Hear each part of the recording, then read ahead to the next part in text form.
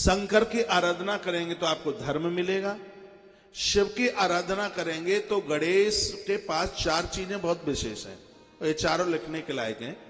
गणेश को आप स्वीकार करेंगे तो 4 चीजें आपके पास होंगी। क्या? गणेश की 2 पत्नियां, एक का नाम है सिद्धि, एक का नाम है रिद्धि। साधना और संपदा ये दोनों चीजें आपसे अलग नहीं जाएंगी। रिद्धि का अर्थ होता है संपदा और सिद्धि का मतलब होता है साधना। जो लोग ऐसा कहते हैं हमें नींद आ जाती है, उबासियां आती हैं और ये आलस्य का सर्टिफिकेट है उबासी आना, कभी लोगों के मुंह खुले रह जाएंगे और यूं ऐसे वो चुटकी बजाएंगे। बताया जाता है कि जिनको उबासी आती है वह व्यक्ति हर क्षण हर पल अपवित्र है।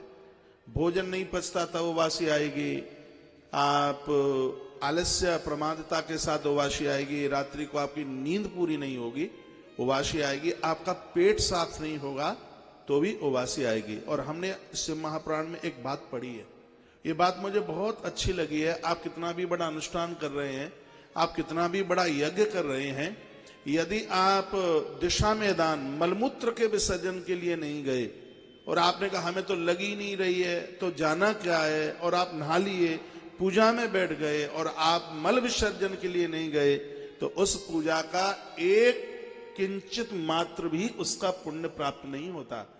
जो व्रत करते हैं वो सुन लें, चाहे आप एकादशी का करते हो, 16 सोमवार कुछ भी आप करते हो, लेकिन जब तक जो सदाचार का एक वर्णन है मलमूत्र का विसर्जन उस सदाचार में आता है।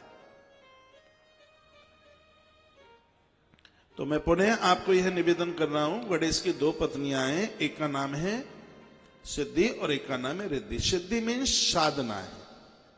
साधना का अर्थ क्या होता है?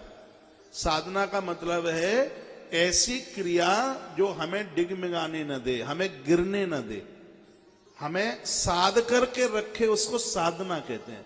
साधना का अर्थ फूल और फल चढ़ा देने से ही नहीं है, सिर्फ दिया बाती करने से ही नहीं है।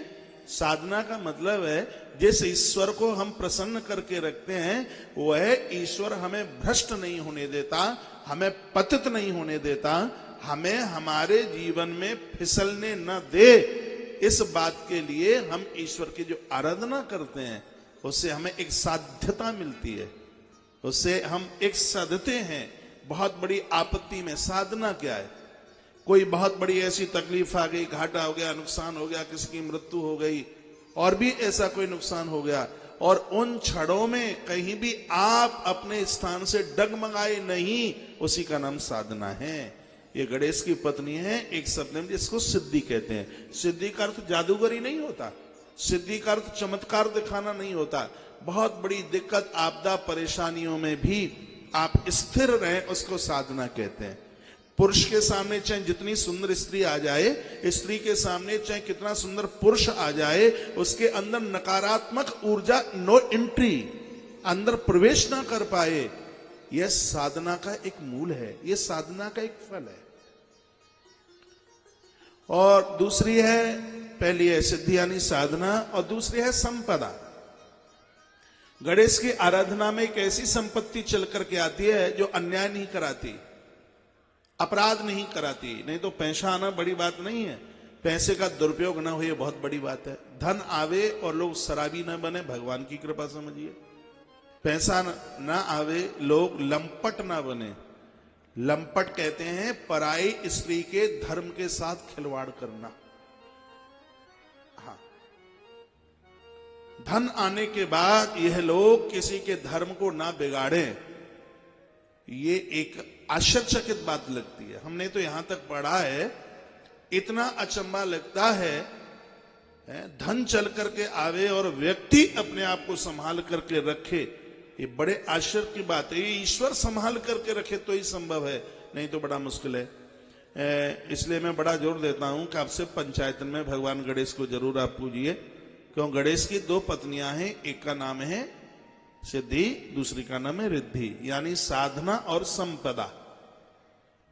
जीवन में सबसे बड़ा सुख क्या है? महापुरुषों से मिलना, संतों की संगति करना। और जीवन में सबसे बड़ा दुख क्या है? जिंदगी का सबसे बड़ा दुख क्या है? दरिद्रता का एहसास करना, किसी का ऋण अपने ऊपर लादना, कर्जा ऊपर लदा हुआ हो, घर में जीवने खाने की व्यवस्था ना हो, लोग कहते हैं वहां तो भंडारा चलता है। नहीं, भंडारा वही लोग उस भंडारे के अन्न को पचा सकते हैं जिन्होंने दिन में मेहनत करके पसीना बहाया है। और जिन्होंने दिन में मेहनत करके पसीना बहाया है उनको भंडारों की जरूरत पड़ती ही कहां है? उन्हें काय को भंडारे की जरूरत पड़ेगी उन्हें?